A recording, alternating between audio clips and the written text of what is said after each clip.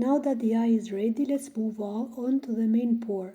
I have already prepared my epoxy resin. Remember to follow the mixing ratio depending on your brand. Usually it's 1:1 or 2:1, depending on your resin. Mix slowly to avoid bubbles and always work in a well-ventilated area. So I prepared the dark blue and I pour it around the edges of the coaster and I let it move slowly towards the center. Then I put a teal layer next to the blue color and again I let it flow towards the center. After this, the next step, I will be pouring the white transparent. So now finally I pour a touch of yellow resin. This adds a contrast and brightness, making the coaster more vibrant and alive. At this stage the coaster already looks beautiful. You could easily leave it like this or make for a more abstract, colorful design. But I want to take it one step further and make the eye look truly realistic. And now comes the fun part, shaping the iris. I take a simple stick.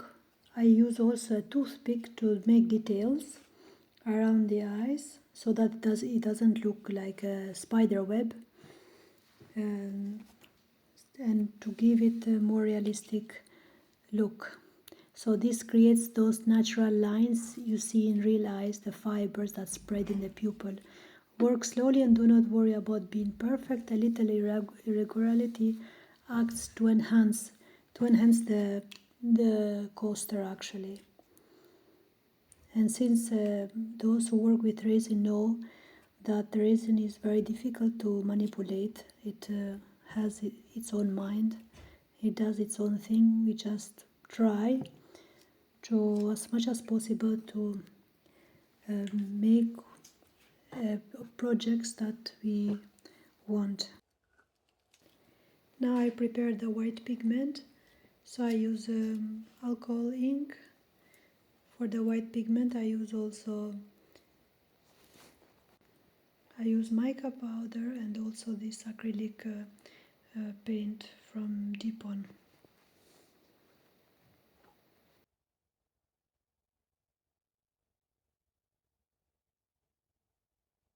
Once I have pulled the resin outward, I switch to white pigment. Using a fine brush on the tip of a toothpick, I draw thin white lines around the iris. These white details and contrast give the piece that sharp, lifelike look. Then again with a toothpick, I pull those white lines outward toward the side of the coaster. This blends the edges and creates the illusion of depth.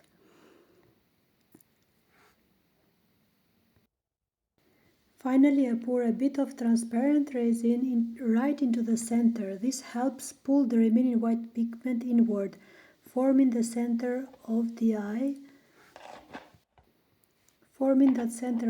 and giving it that glossy dimensional feel.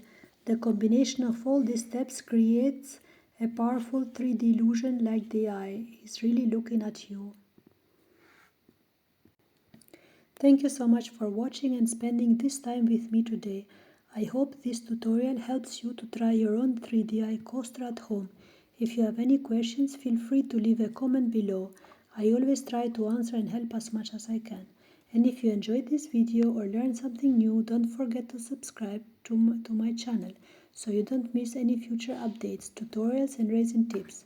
Thank you again for watching and I will see you in the next video. Bye!